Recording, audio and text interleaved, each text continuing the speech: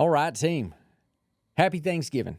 If you're tuning in right now, you're probably on a plane, on a bus, in a car, or maybe even on horseback, getting to family.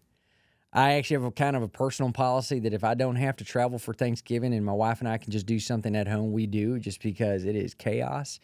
So I wish you safe travels, and I hope that it is not going to make whatever, hopefully non-stressful event with your family more stressful. So happy traveling and where you're headed to. I wanted to share a few notes just before we kick you off into Thanksgiving here. I want to make this short and sweet, just some thoughts and some reflections that I have about this time of year, but really about kind of what I'm grateful for. You know, in America, we kind of share around the table, right? Everybody goes around typically during Thanksgiving and shares like what they're grateful for. For me, I'll share kind of one of the things that just I'm always grateful for, but in particular, this time of year and this particular year, I'm really grateful for small businesses and owners who run them. Now, why? We live in this world where, like, after Thanksgiving, you got Black Friday, and you got all this rhetoric coming down, and they're going to be bopping you on the face. You're going to have too much Instagram feed that you can even deal with about everything you need to buy and this deal only. And I feel like Black Friday has become the month, this whole, like, sales all month long. It's not a single day anymore. And admittedly, it just becomes, for me, it's become a little point of frustration and kind of a hole in my soul, because the idea behind a gift is that, you know, they say that the thought is the only thing that counts, or the thought matters. You've probably heard a lot of things. One of my favorite sayings, I think it's like a Mother Teresa saying, is like, if it doesn't hurt, you haven't really gave something. And there's zero pain ordering anything on Amazon. None. You just click on a thing. It probably even recommended that based on what your dad or mom has been searching, here's what to get them. Could there be anything more soulless than that? Like, just, you probably even have it delivered to them in the brown box that came from Amazon. There's just nothing special about that experience. Nothing. Whereas you get these awesome small businesses, right? One of my favorite small towns in Texas is Georgetown. Now, it's grown quite a bit, but you got this awesome square, and I'm sure you got something near your hometown like this too. They got these great shops. They got a bake shop. They got a trinket shop. They got an old leather work shop. They got an old outfitter out there. All these places have these like curated items. You know, they can't afford to buy big warehouse wholesale things. They can only buy from like small batch things, right? Whether it's small batch peanut brittle to small batch ammo holsters that you hold, 30-06 rounds in that is made out of leather. Like, it's some cool stuff in there. And you might say, well, it's pretty expensive, Joseph, because I only got a few things in there. Yeah, it's expensive. It's probably way more than you're going to buy anything you'll find on Amazon. But here's the difference. Let me give you two examples of how you give a gift over the holiday. One is the Amazon box shows up.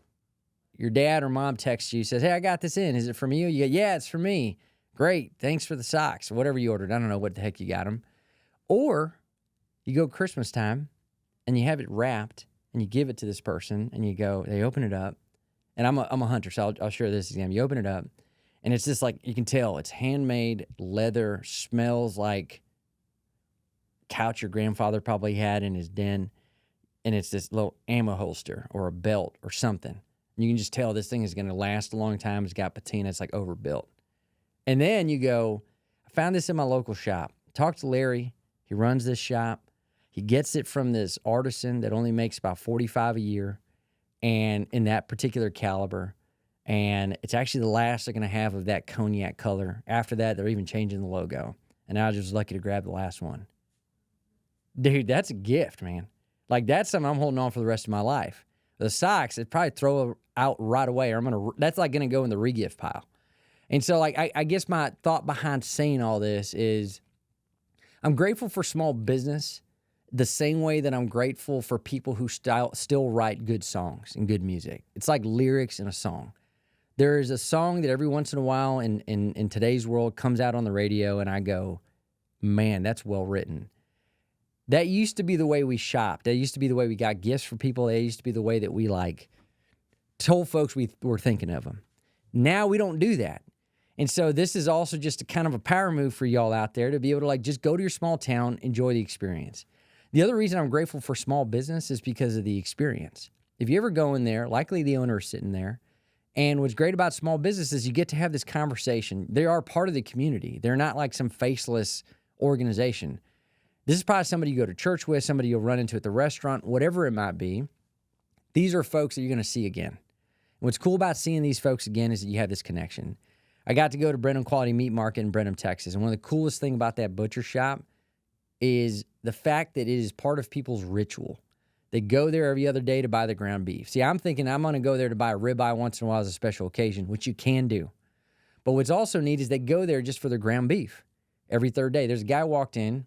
One of the teammates there was like, oh, that's, so-and-so. And I know what he's going to order. He's going to order he's going to order a pound of this kind of ground beef, whatever it might be. They just know him. He comes in, they already have it ready.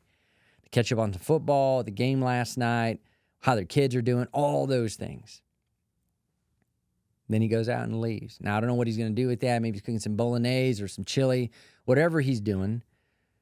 But what's cool about that is that my perspective is that this is not just a guy buying meat at a store. He's going out there, having a great conversation, catching up with some friends and people he enjoys, and then off he goes. It's just so much better. It's like what Thanksgiving's all about anyways, right? Slowing down, hanging out with the people you care about, having thoughtful conversations, and then headed out. Because God knows the food ain't that good. Like, it's probably an episode for a whole nother time.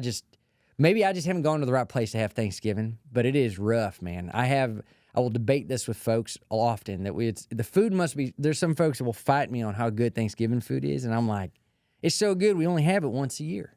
Like, if it's that good, why aren't we eating it every single day? But again, I digress. Point is that these small businesses, and some of these small businesses are still chunky, right? Like your local lumber yard is probably a pretty healthy-sized business, but you still get to see people, meet people, and are communing with folks in the community. So on this Thanksgiving, in addition to well-earned time with your family and friends, which is important, catching up on some football, catching up on some stories, and just a hard year well-earned, I'd ask you to just consider supporting small business. Again, it's not going to be the cheapest place you go to, and it's probably going to be slightly inconvenient to get there. But the reality of it is, when you get there, you'll never regret it. I never have. You go to these small businesses, you spend time with the people, you're usually going to walk away feeling pretty good about yourself, and you are directly impacting that economy. You're directly impacting the food these owners get to put on the table, the employees that they employ, everything. There's just something about that I just believe in wholeheartedly. I believe tribes and communities should take care of each other. I believe this is still one of the last ways we can do that in America, which is giving folks our hard-earned dollar out of our pocket and giving it to their pocket and knowing that it's going to go nowhere else except to go feed their families, put diesel in the truck, do all those things. Like, that just feels good. And then guess what? You get this peanut brittle or leather wallet, whatever. You're getting something in return, but you're also like part of building this American dream. So I hope you have a great American Thanksgiving. I hope you get to enjoy well-earned time with the family. And I hope you get a chance to go out there and take a look at these small businesses and support them. It's one of those last places in our country, at least for today, that I think really embodies the values in which this whole experiment called the American Dream started with. Happy Thanksgiving, y'all. We'll see you on the next episode. Thanks for tuning in to the American Operator Podcast, where we celebrate the backbone of America, small business owners and operators like you. If you've enjoyed today's episode, be sure to subscribe so you'll never miss out on more of these stories and insights from people who keep our community strong. Until next time, keep building, keep operating, and keep America moving forward.